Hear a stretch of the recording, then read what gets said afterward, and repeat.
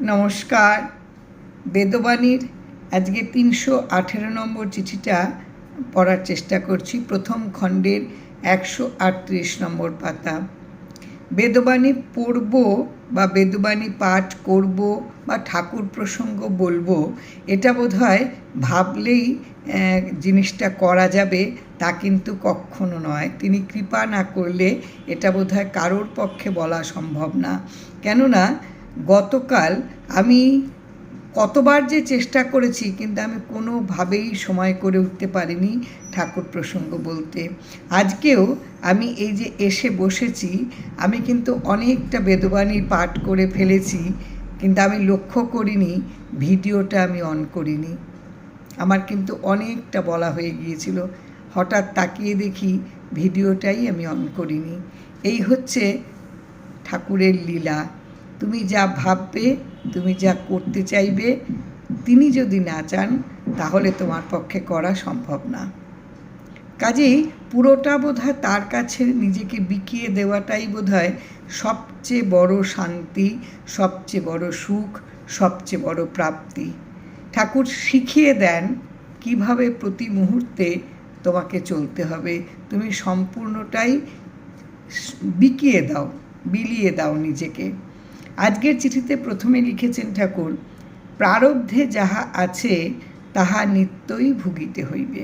এ যেন ছোট একটা বাচ্চাকে যেমন প্রত্যেক দিন একেবারে নীতিকথা, একেবারে অ আ ক খ যেমন করে তাকে শেখানো হয়, পড়ানো হয়, যাতে তার উন্নতি হয়, যাতে সে এগিয়ে যেতে পারে, ঠিক তেমনিভাবে বেদবাণীর প্রত্যেকটা চিঠির প্রত্যেকটা শব্দ বাক্য আর তার আশ্রিত জনেদের কাছে, আমরা তো তার সন্তান, কাজেই এই সন্তান না যেন ভেঙে না পড়ে, দুর্বল না হয়ে পড়ে, তার জন্য যেন প্রতিদিন প্রতি মুহূর্তে তিনি বিভিন্ন উদাহরণের মধ্য দিয়ে, বিভিন্ন কাজের মধ্য দিয়ে, বিভিন্ন কথার মধ্য দিয়ে বুঝিয়ে দেন আমাদের কিভাবে চলতে হবে।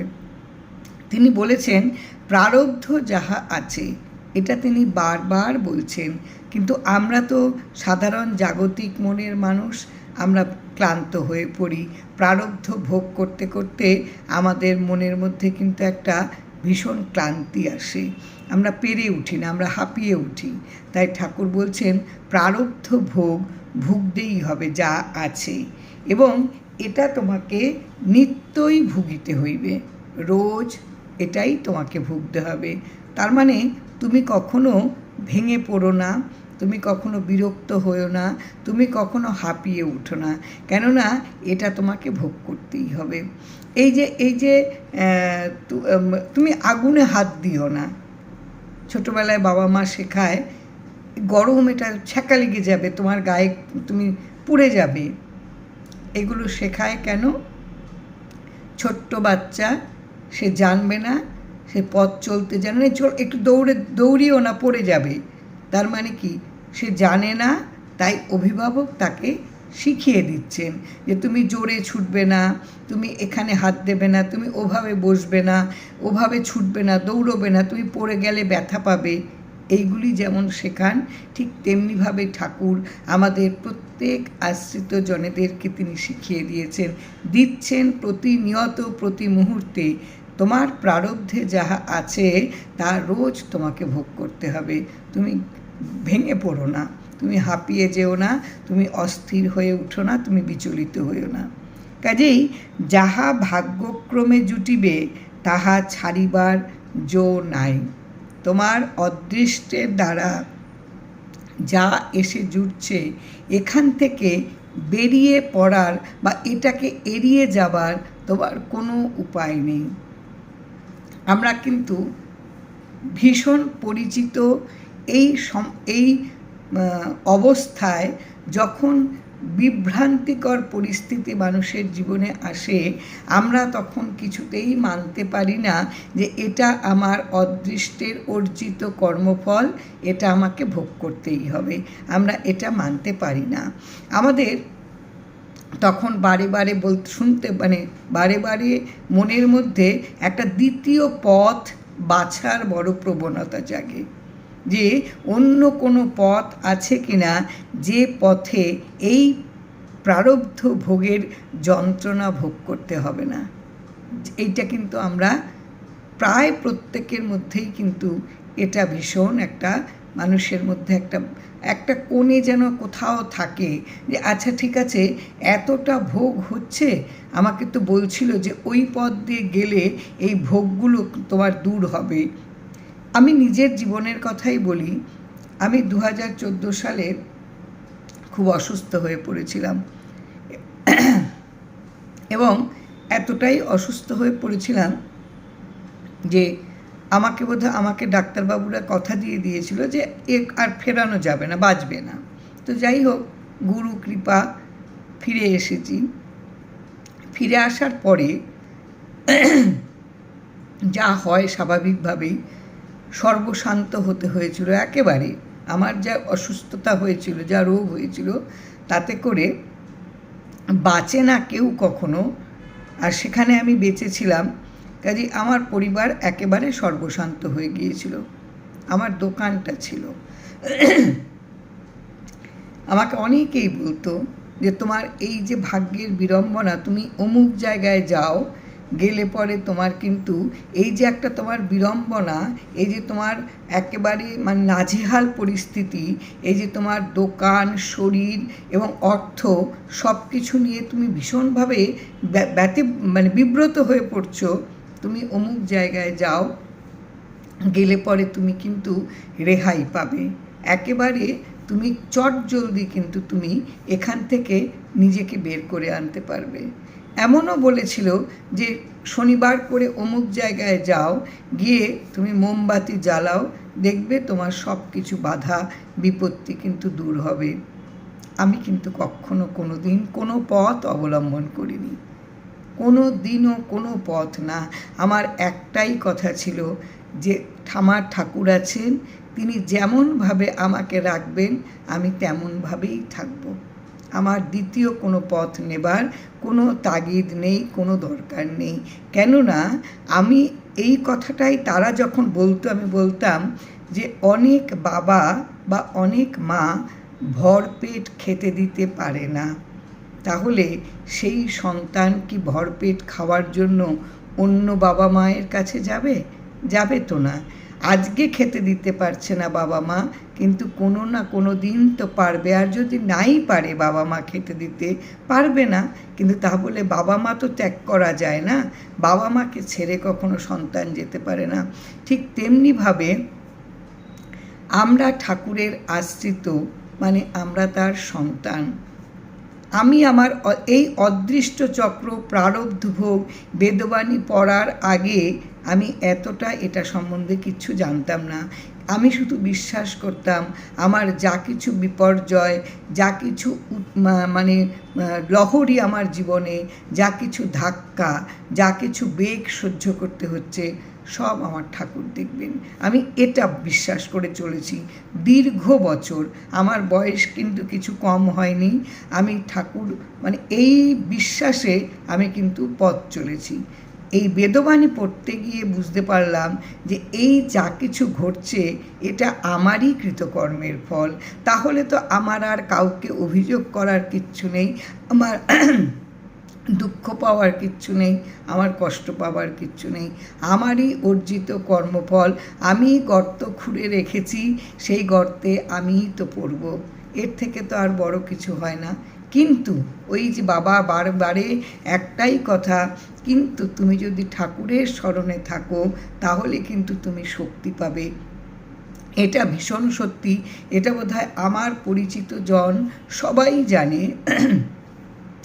আমি আইসিসিউতে যখন ছিলাম তখন আমি প্রায় 21 দিন আমার কোনো জ্ঞান ছিল না, অজ্ঞান হয়েছিলাম আর কি।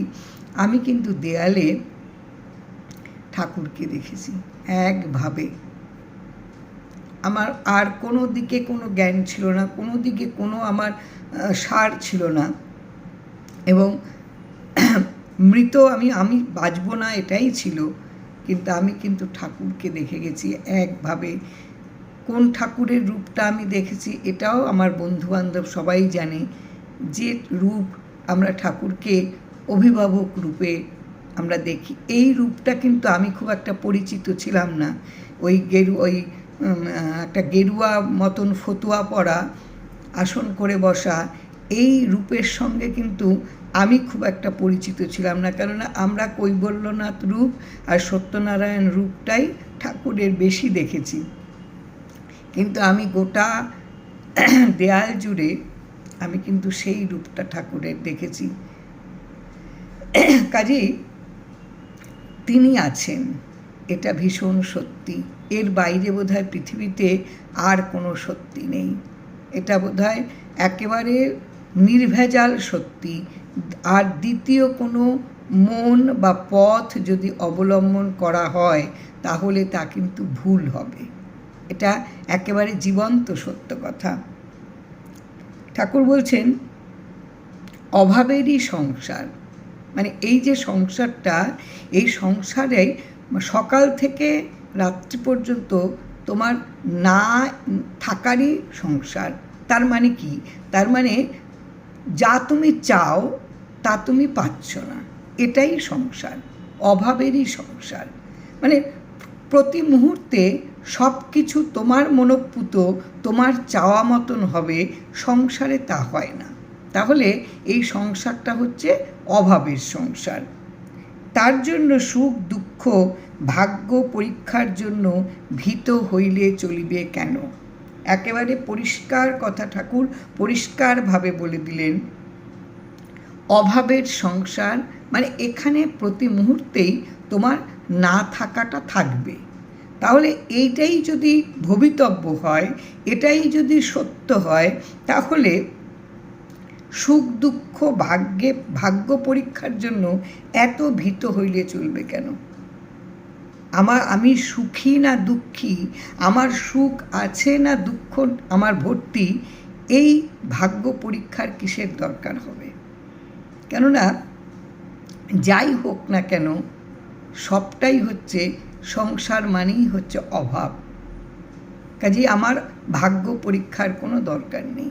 আমাকে তিনি যেভাবে চালাবেন, তিনি যতটা যে পথ দিয়ে তিনি আমার নির্দিষ্ট করে রেখেছেন সেইভাবে চলাই কিন্তু আমার একমাত্র উচিত। আর এই চিঠিগুলো বারে বারে পড়তে পড়তে কি হয়, নিজেদের মনের অনেক বেশি শোধন হয়। নিজেদের মনকে বোধহয় প্রতিদিন প্রতি মুহূর্তে অনেক বেশি পরিষ্কার করে বোঝা যায় যে আমি কি চাই এবং আমার কি চাওয়া উচিত, আমি কি পাবো, আমি কি পেলাম আর কি পেলাম না, তাই নিয়ে আমার ভেতরে কখনো অনুতাপ বা অভিযোগের কোনো দরকার নেই। কেননা আমার কর্মফল অনুযায়ী আমার অর্জিত সঞ্চয় থেকে আমি যতটুকু পেয়েছি এর বাইরে পাবার আমার যোগ্যতা নেই। এই সারবুজটা যদি বুঝে যেতে পারি তাহলে বোধহয় প্রতিদিনের যে নানান বেগ, এই বেগ কিন্তু আমাকে কখনো অস্থির করে তুলতে পারবে না। প্রত্যেকের জীবনে নানান ধরনের ধাক্কা এসে উপস্থিত হয় প্রতিদিন প্রতি মুহূর্তে। যদি মেনে নেওয়া যায় যে এই ধাক্কাটা আমারই কৃতকর্মের সঞ্চিত ফল, এটা আমাকেই সহ্য করতে হবে।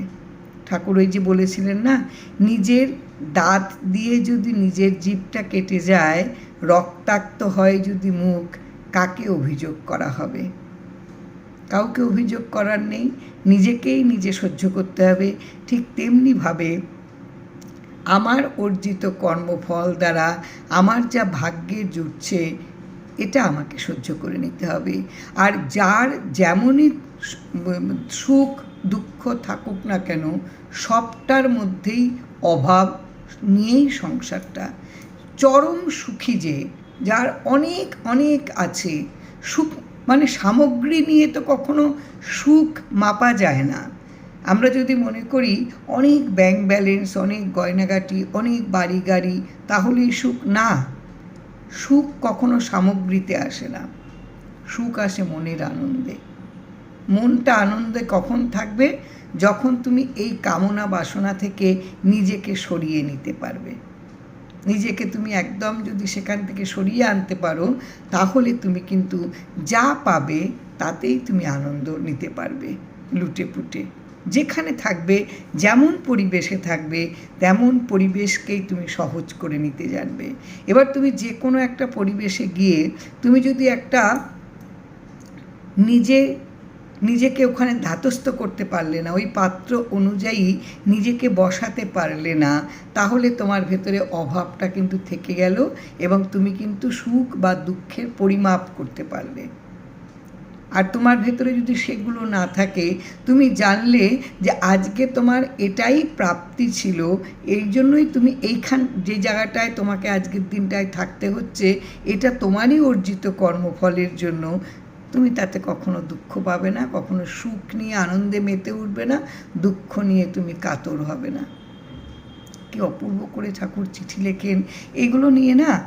এই চিঠিটা মাত্র 3টে লাইন, কিন্তু তার ব্যাপ্তি মানে সুদূর প্রসারী ব্যাপ্তি, অসাধারণ চিঠি। এই চিঠিগুলো পড়লে ভেতরে একেবারে যেন পুরো ধাক্কা লাগে, পুরো প্রত্যেকটা মনের দরজা যেন কড়া নাড়ে। অসাধারণ চিঠি ঠাকুরের।